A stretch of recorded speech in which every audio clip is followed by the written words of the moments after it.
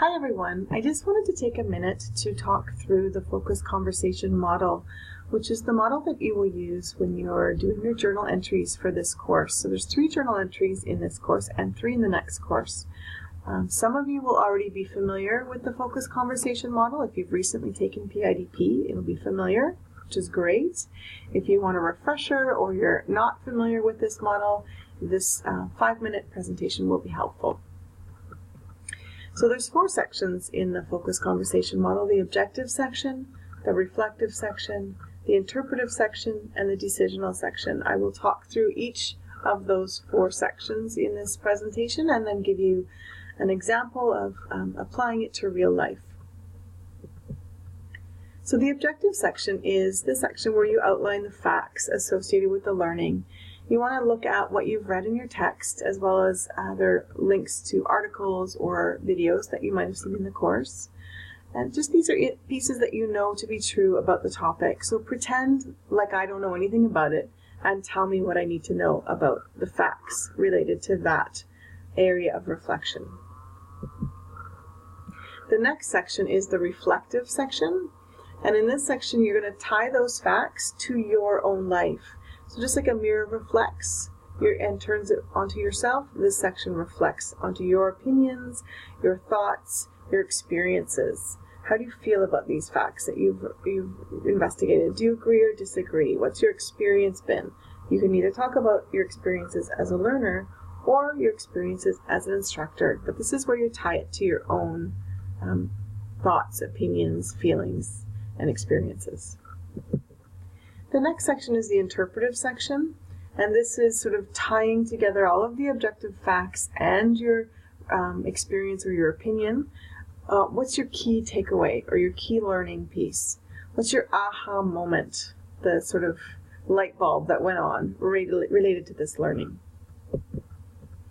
And finally, we have the decisional section. This is the section that most people struggle with. It is where you now look at what you're going to do with this learning. So you've reviewed the facts, you've related them to your experiences, and you've uncovered the key learning piece. Now what? How will you apply this learning in your teaching practice? So often in journal entries, I see people being very overarching or general in this section, and they might say something like, based on this reflection, I will think about all generations of learners when I create my courses. And that's great, that's an important piece for sure, but it's general. So I might ask you how will you do that? What will that look like when you're thinking about all generations of learners? Give me a specific example, and it only needs to be one example, and that will give you full marks for the decisional section. Okay, so let's look at a real life example. Let's imagine that on your way to work you get stuck in this awful mess of traffic that you see on your screen. You come to a construction zone and you're full stop. That's a fact. Observable. You're stuck in traffic.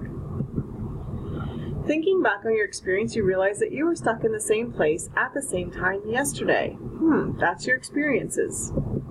That's the reflective section. It's happened to you before. So realizing that you were stuck yesterday too, and in fact you've been stuck every day for the past week, you recognize that you're likely going to be stuck again going forward. So that's the interpretive section, or the key learning.